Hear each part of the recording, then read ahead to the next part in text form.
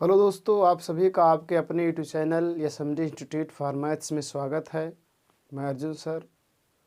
आज के video lecture में हम देखेंगे सिंपल इंटरेस्ट का पार्ट 3। साधारण ब्याज का पार्ट 3 हम देखेंगे। पार्ट 1 पार्ट 2 मैंने अपलोड कर दिया हूँ। यदि आप पार्ट 1 पार्ट 2 ना देखे हों तो आप पहले पार्ट 1 पार्ट 2 को देख लीजिए, उसके बाद आप पार्ट 3 देखिए तो आपको समझ में पूर्ण रूप से आएगा। सिंपल इंटरेस्ट होता क्या है, सिंपल इंटरेस्ट को पढ़ने के लिए, जानने के लिए किन किन चीज़ों की ज़रूरत पड़ती है, सिंपल इंटरेस्ट में क्या क्या प्रयोग किया जाता है, इन सभी चीज़ों को मैंने बहुत ही विस्तृत और बहुत ही बेहतरीन ढंग से बताया है। तो यदि आप पार्ट 1 और पार्ट 2 ना देखे हों तो पहले सिंपल इंटरेस्ट का पार्ट 1 और पार्ट 2 देखिए। दोस्तों, पार्ट 3 में हम कॉम्पिटिटिव एग्ज़ाम में आने वाले क्वेश्चनों को देखेंगे। आज पार्ट 3 में हम कॉम्पिटिटिव एग्ज़ाम में जैसे जिस प्रकार के क्वेश्चन पूछे जाते हैं, जिस टाइप के, उस टाइप के आधारित हम क्वेश्चन को देखेंगे। तो यदि आप पार्ट 1 और पार्ट 2 ना देखे हैं तो पहले आप पार्ट 1 और पार्ट 2 देख लीजिए, उसकी बेसिक और उसमें कैसे क्या चीज़ को निकाला जाता है, कौन सा क्या होता है, इस चीज़ों के बारे में मैंने बहुत ही बेहतरीन और बहुत ही सरल तरीके से बताया हूँ। तो यदि आप पार्ट 1 और पार्ट 2 ना देखे हों तो पहले आप पार्ट 1 पार्ट 2 देख लीजिए। उसके बाद जब आप इस वीडियो लेक्चर को देखेंगे तो आपको पूर्ण रूप से समझ में आएगा। तो दोस्तों, यदि आप इंग्लिश ग्रामर को ज़ीरो से कॉम्पिटिटिव एडवांस लेवल तक सीखना चाहते हैं कि हम इंग्लिश ग्रामर भी हमें आ जाए और इंग्लिश ग्रामर हमारा अच्छा हो, या आप किसी भी क्लास के हों या कॉम्पिटिटिव लेवल की तैयारी कर रहे हों, कॉम्पिटिटिव एग्ज़ाम की तैयारी कर रहे हों, तो आप हमारे YouTube channel SMD institute for English को सर्च कीजिए और उस पर बहुत ही बेहतरीन और बहुत ही सरल ढंग से पढ़ाया जाता है। हर एक टॉपिक को स्टेप बाय स्टेप और बहुत ही बेहतरीन और नियमों के साथ बहुत ही सरल तरीके से पढ़ाया जाता है। तो यदि आप इंग्लिश ग्रामर को सीखना चाहते हैं तो हमारे YouTube channel SMD institute for English को सब्सक्राइब कीजिए और ज़्यादा से ज़्यादा अपने दोस्तों में शेयर कीजिए, और आप इंग्लिश और मैथ की पूर्ण रूप से बिल्कुल निःशुल्क, बिना शुल्क के स्टेप बाय स्टेप तैयारी कर सकते हैं। चाहे वो बेसिक चीज़ें जानना चाह रहे हों या एडवांस लेवल के जानना चाह रहे हों, तो आपको हर प्रकार के वीडियो इस चैनल पे उपलब्ध हैं। तो आप हमारे चैनल को सब्सक्राइब कीजिए, दोनों चैनलों को। हमारा एक चैनल है एसएमडी इंस्टीट्यूट फॉर मैथ्स और दूसरा चैनल हमारा एसएमडी इंस्टीट्यूट फॉर इंग्लिश। तो आप हमारे दोनों चैनलों को सपोर्ट कीजिए, सब्सक्राइब कीजिए, शेयर कीजिए, ताकि हम आपका साथ दे सकें। आप हमारा साथ दीजिए, हम आपका साथ देंगे। तो आज के वीडियो लेक्चर में हम देखेंगे पार्ट 3 में सिंपल इंटरेस्ट, और उन क्वेश्चनों को देखेंगे जो रेलवे, एनटीपीसी, एसएससी, सीजीएल आदि कॉम्पिटिटिव एग्ज़ामों में पूछा जाता है। आज उन पर आधारित क्वेश्चनों को हम देखने वाले हैं। तो आइए देर ना करते हुए आज का वीडियो शुरू करते हैं। तो दोस्तों, आपके सामने पहला सवाल है। एक धनराशि 4 वर्षों में स्वयं का 7/5 गुना हो जाती है। इस धनराशि को स्वयं का 7/4 गुना होने के लिए कितना समय लगेगा? समय निकालना है।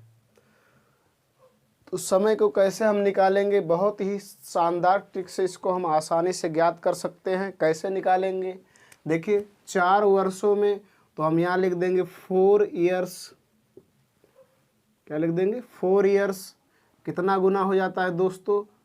7/5 गुना। तो 7/5 में से हम क्या कर लेंगे? एक घटा लेंगे। 7/5 में से हम एक घटा लेंगे। तो 7/5 में से हम एक घटाएंगे तो हमारा कितना आ जाएगा? 2/5। हमारा कितना आ जाएगा? 2/5। तो 2/5 लिख देंगे। तो हम यहाँ लिख देंगे 2/5। अब इसका बटा करेंगे। अब कह रहा समय कितने समय के बाद 7/4 गुना हो जाएगा, तो यहाँ लगा देंगे क्वेश्चन मार्क, मतलब यहाँ समय, यहाँ पर हम क्या कर लिख देंगे, क्वेश्चन मार्क लगा दें या टी लिख दे, टाइम, टाइम पूछ रहा है। अब इसका बटा कर देंगे दोस्तों, यहाँ लगा देंगे बीच में बराबर का निशान। अब 7/4 गुना हो जाए तो 7/4 में से 1 घटा लीजिए तो हमारा हो जाएगा 3/4। कितना हो जाएगा दोस्तों, 3/4। तो इस 3/4 को हम यहाँ नीचे लिख देंगे। अब क्या करेंगे दोस्तों, इसको और सरल किया जाए तो ये जाएगा 4 years by T equal to, जैसे कि आप जानते हैं कि यदि भिन्नों का डिवाइड हो तो उनका गुणा हो जाता है। बस इतने होता है कि एक पहले भिन्न को ऐसे लिख देते हैं, दूसरे भिन्न के हर को अंश और अंश को हर बना देते हैं, तो बना दीजिए।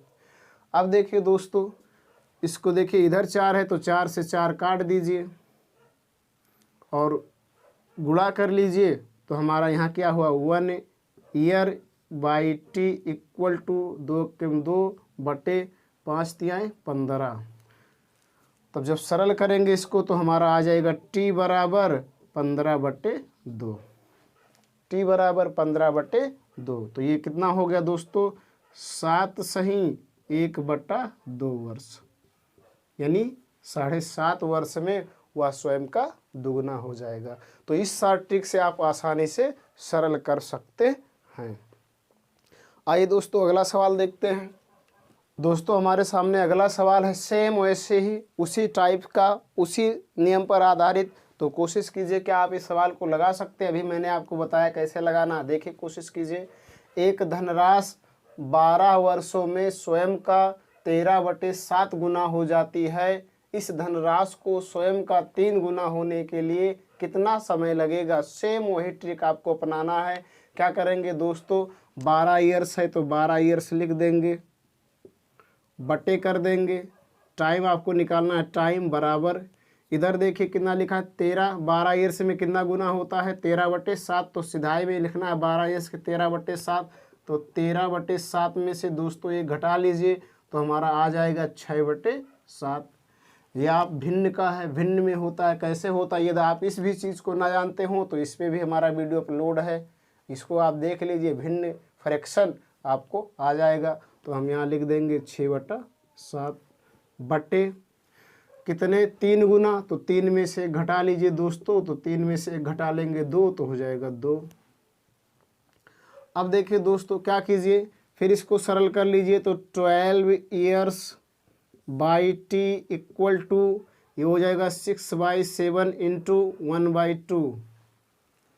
सेम वही भिन्न का नियम है, भिन्न से कैसे होगा, इतनी सरल बातें तो आपको जान मालूम होगा। अब इसको काट दीजिए, 2 कम 2, 2 तियां 6, क्रॉस मल्टीप्लाई कर देंगे तो क्या आ जाएगा आपका दोस्तों, टी बराबर आ जाएगा 12 सत्ते 84/3। टी बराबर 12 सत्ते 84/3, 3 से भाग देंगे तो आ जाएगा हमारा 3 दूना 6 और 8 त्रिक 24, 28 वर्ष, 28 वर्ष। तो इस प्रकार से आप निकाल सकते हैं।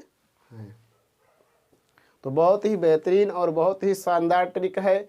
इस ट्रिक से आप बड़े बड़े सवालों को सेकंडों में सरल कर सकते हैं।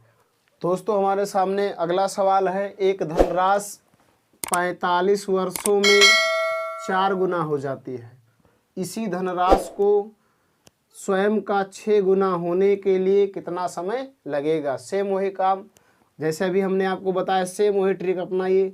45 ईयर्स बराबर यहाँ देखिए क्या दिया है दोस्तों, 4 गुना। तो हमने क्या कहा, गुना में से 1 घटा लेना, तो 1 घटा लीजिए तो कितना हो जाएगा 3। तो हम यहाँ लिख देंगे 3।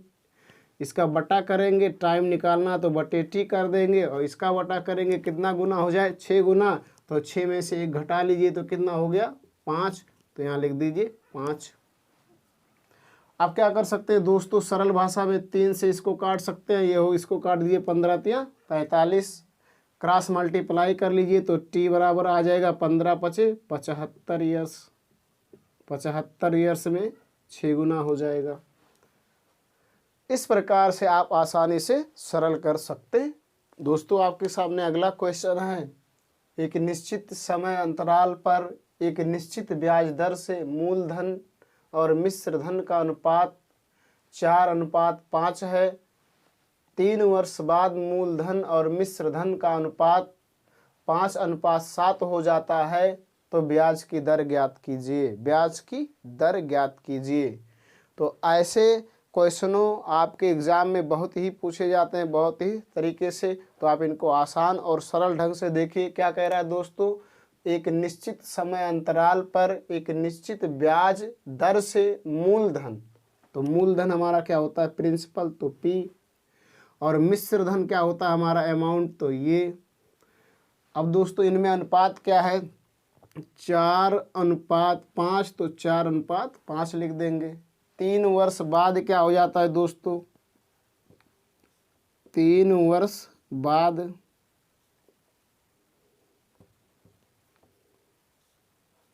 3 वर्ष बाद हो जाता है इनमें अनुपात 5:7 ये हो जाता है।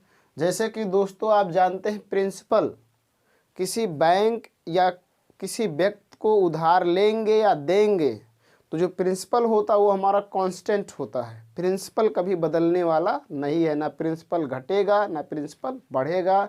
अगर बढ़ना है तो क्या बढ़ता है, ब्याज बढ़ता है, कभी भी प्रिंसिपल नहीं घटता है ना बढ़ता है। प्रिंसिपल हमारा कांस्टेंट होता है, अर्थात प्रिंसिपल का बराबर होना जरूरी है। तो देखा जाए दोस्तों तो इसमें हमारा प्रिंसिपल कितना है, 4, और इसमें देखा जाए तो प्रिंसिपल कितना है, 5। क्या बराबर है, नहीं है। तो इनके अनुपात को क्या कीजिए, बराबर। तो कैसे करेंगे, तो बराबर कैसे किया जाए, दोनों में मल्टीप्लाई कर दीजिए। तो मल्टीपल करेंगे तो कितने गुणा कर दें कि बराबर हो जाए, तो इसमें कर दीजिए 5 और इसमें कर दीजिए 4, तो ये दोनों बराबर हो गए। लेकिन दोस्तों ये नहीं नियम होता है कि एक रेशियो में आप मल्टीप्लाई कर दीजिए और दूसरे में ना कीजिए, तो इस तरह क्या हो जाएगा, गलत।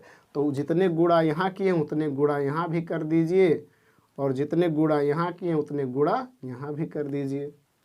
तो अब जैसे देखिए दोस्तों, ये हमारा 20 हो गया, ये भी हमारा 20 हो गया, क्या हो गया, बराबर। और इनको देखा जाए तो ये हमारा इनका रेशियो कितना हो गया, 25, और इनका कितना हो गया, 28। तो इन दोनों में अगर देखा जाए तो अंतर कितना है, 3।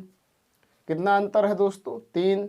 तो ये 3 हमारा क्या हो गया, ब्याज इंटरेस्ट हो गया। कितने वर्ष का हुआ, 3 वर्ष का। 3 वर्ष का हमारा इंटरेस्ट, रेशियो में जितना अंतर आएगा वो हमारा इंटरेस्ट होता है। तो 1 वर्ष 3 वर्ष बाद जो इंटरेस्ट हुआ वो कितना हुआ, 3। तो 1 वर्ष का कितना होगा, तो 1 वर्ष का इंटरेस्ट होगा हमारा, 1 वर्ष का इंटरेस्ट होगा कितना, 1 वर्ष का इंटरेस्ट होगा कितना, 1। अब हमें रेट निकालना हो तो रेट बराबर हम कहते निकालते हैं SI into 100/P into T. तो देखिए दोस्तों हमें R निकालना है, तो SI हमारा है 1 गुणे 100/P, और P हमारा क्या है, P हमारा देखिए 20 है, तो हम यहाँ लिख देंगे 20। और T जो समय है दोनों का क्या है, समान है, समान अंतराल है। तो समय समान अंतराल है तो हम आसानी से निकाल सकते हैं। तो हमारा कितना हो गया दोस्तों, 20 × 20, 20×5 100। तो हमारा हो गया R रेट हो गया 5%। रेट हमारा किस में होता है, प्रतिशत में होता है। तो हमारा रेट कितना हो गया, 5%। तो आशा करते हैं आप समझ गए होंगे। आइए इसी पर आधारित अगला सवाल देखते हैं। दोस्तों हमारा अगला सवाल है, एक निश्चित समय अंतराल पर एक निश्चित ब्याज दर से मूलधन और मिश्रधन का अनुपात 5:6 है। 2 वर्ष बाद मूलधन और मिश्रधन का अनुपात 5:7 हो जाता है। तो ब्याज की दर ज्ञात कीजिए। सेम वैसे करेंगे, लिख देंगे P प्रिंसिपल और फिर लिख देंगे अमाउंट। तो प्रिंसिपल कितना हमारा है, 5:6, अमाउंट और प्रिंसिपल में अनुपात है 5:6, तो लिख देंगे। 2 वर्ष बाद कह रहा है तो लिख देंगे 2 वर्ष बाद। तो 2 वर्ष बाद क्या हो जाता है, 5:7 हो जाता है। तो अब की बार देखें दोस्तों, हमारा जो प्रिंसिपल है वो समान है। तो जब हमारा प्रिंसिपल समान होगा तो हमें उसको समान करने की ज़रूरत नहीं है। तब क्या करेंगे दोस्तों, इन दोनों के रेशियो में देखेंगे कितने का अंतर है। तो कितने का अंतर है दोस्तों, 1। तो हमारा क्या हो गया, एक हमारा क्या हो गया, इंटरेस्ट हो गया, क्या हो गया, इंटरेस्ट हो गया। तो हमारा एक क्या हो गया, इंटरेस्ट। अब एक हमारा इंटरेस्ट हो गया, लेकिन एक 2 वर्ष का इंटरेस्ट है, तो 1 वर्ष का इंटरेस्ट कितना होगा, 1/2 हो जाएगा। अच्छा दोस्तों, 1 वर्ष का क्यों करते हैं, क्योंकि जब भी इंटरेस्ट निकाला जाता है तो वो प्रतिवार्षिक होता है, मतलब वो वार्षिक निकाला जाता है, 1 ही वर्ष का निकाला जाता है। तो इंटरेस्ट हमारा 1 वर्ष का इंटरेस्ट हो जाएगा 1/2। और हमें क्या निकालना है, रेट। तो हम रेट कैसे निकालेंगे दोस्तों, हमने भी आपको बताया R = SI × 100/P, क्योंकि T समान है तो T से कोई मतलब नहीं है। तो R बराबर, अब दोस्तों SI हमारा 1/2 और गुणे 100/P हमारा कितना है 5। तो 5 × 5 20 × 5 100, और इसको ये 2 से काट दीजिए तो ये हो गया हमारा 10।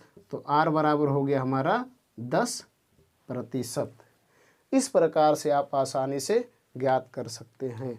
तो आशा करते हैं दोस्तों आज से आप ऐसे सवालों को सेकेंडों में आसानी से सरल कर सकते हैं। यदि इसके बावजूद भी आपको किसी प्रकार की कोई डाउट है तो कमेंट बॉक्स में कमेंट कीजिए। और यदि आपको हमारे वीडियो पसंद आए हों तो लाइक कर दीजिए और सब्सक्राइब कर दीजिए, और इसे अपने दोस्तों में शेयर कर दीजिए, ताकि हम आपके लिए ऐसे ही वीडियो लाते रहें और आपको ऐसे वीडियो से आपके लिए बहुत ही उपयोगी हैं और आपको ऐसे वीडियो देखना चाहिए। तो आज की वीडियो यहीं पर समाप्त करते हैं। धन्यवाद। Thank you so much. Vande Mataram.